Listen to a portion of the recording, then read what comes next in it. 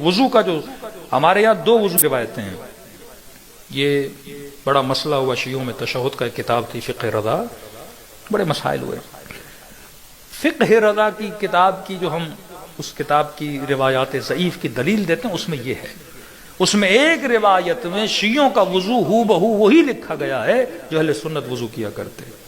تو ہم کہتے ہیں اگر فقہ رضا کی اس روایت کو مانتے ہو پھر ساری روایتوں کو مانو، آج کے بعد اپنا وضو بھی بدل دو۔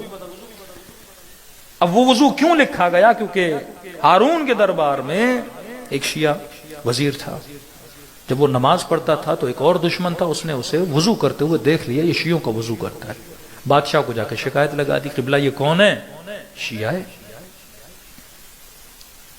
تو بادشاہ نے کہا مجھے یقین نہیں آتا، یہ ہمارا ہے؟ کہا نہیں، یہ شیعہ ہے، میں نے دیکھا یہ وضو کرتا ہے تو موسیٰ کاظم کی طرح کرتا ہے۔ صلی اللہ علیہ وسلم۔ بادشاہ نے کہا مجھے یقین نہیں آتا، کہ قبلہ وضو کرے گا نا چھپ کے دیکھیں گے۔ کہا ٹھیک ہے۔ اب ان کو پتا تھا یہ کس ٹائم اٹھتا ہے، وضو کرتا ہے، دونوں بادشاہ وہ پیچھے کھڑے ہو گئے۔ اب جب اس نے وضو کیا نا ہو بہو بادشاہ والا وضو کیا، وہ پریشان ہو گیا، کل اس نے وہ وضو کیا، آج یہ وضو کر رہا ہے۔ چند دنوں کے بعد یہ امام سے ملنے گیا زندان میں، یہاں غالباً خط و کتابت کی۔ اس نے امام کو جب خط لکھا تھا تو امام نے اس کے جواب میں اس کو یہ لکھا تھا کہ آج کے بعد اپنا وضو اس طرح نہیں، اس طرح کیا کرو۔ یہ ہے نا وَسَلِّمُوا تَسْلِيمًا، امام نے کل کہا اس طرح کرو، اس نے کیا، پھر کہا اس طرح کرو۔ امام سے چون و چرا نہیں کیا کہ مولا میں 20 سال ایسا وضو کرتا رہا، اب ایسے وضو کیوں کروں۔ شیعہ وہ ہوتا ہے جو امام کہے سمعن و طاعتن، اپنے امام کی بات کو کیا کرے؟ تسلیم کرے۔